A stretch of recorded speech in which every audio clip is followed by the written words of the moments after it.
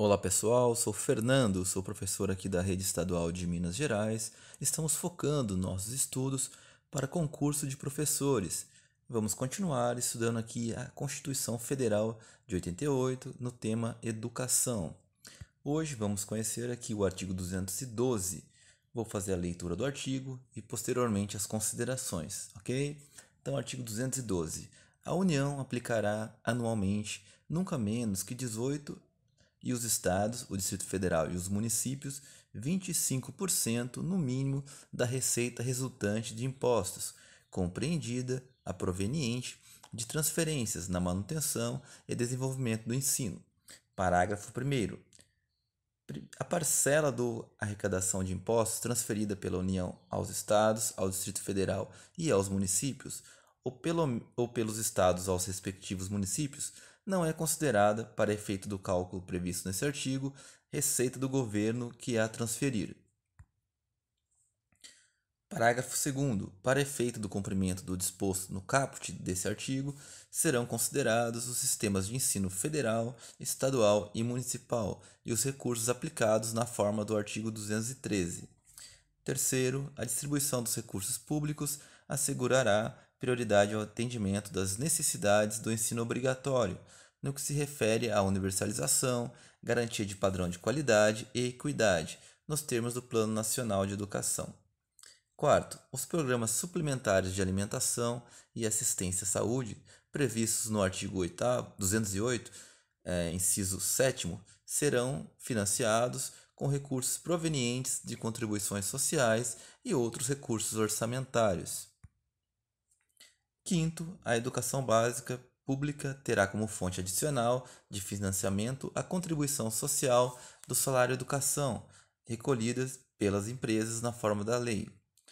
Parágrafo 6º. As cotas estaduais e municipais da arrecadação da contribuição social do salário educação serão distribuídas proporcionalmente ao número de alunos matriculados na educação básica, nas respectivas redes públicas de ensino.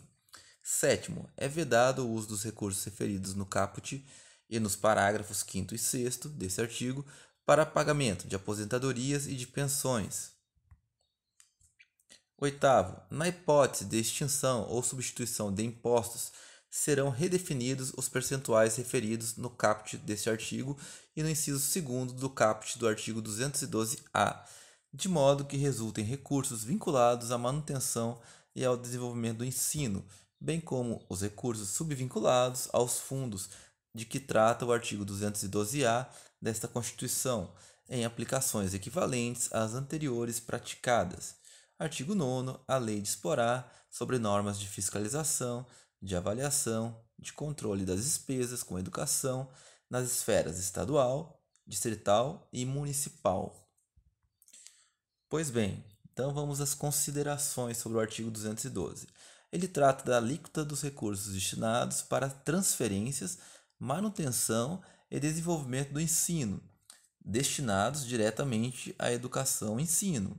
A alíquota nunca será menos que 18% da União e, no mínimo, 25% dos estados, do Distrito Federal e dos municípios, aplicados anualmente, resultantes das receitas de impostos.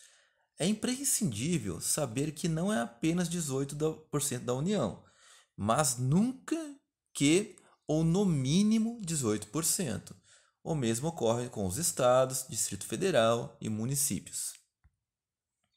O parágrafo 1º, 2º e 3º, respectivamente, referem-se à arrecadação de impostos, transferida de um ente federativo para o outro, não vale para o cálculo dessa alíquota, citada anteriormente.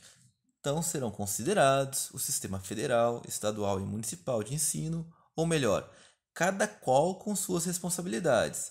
Os recursos terão prioridade ao ensino obrigatório, para assim garantir o padrão de qualidade e a universalização do ensino previstos no Plano Nacional de Educação.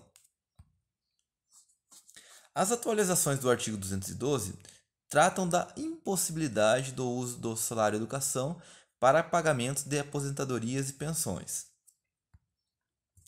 Com a Constituição, traz os impostos como fonte de recursos da educação e para não sofrer perdas no investimento em educação, deve ser considerado na hipótese de extinção ou de substituição de impostos.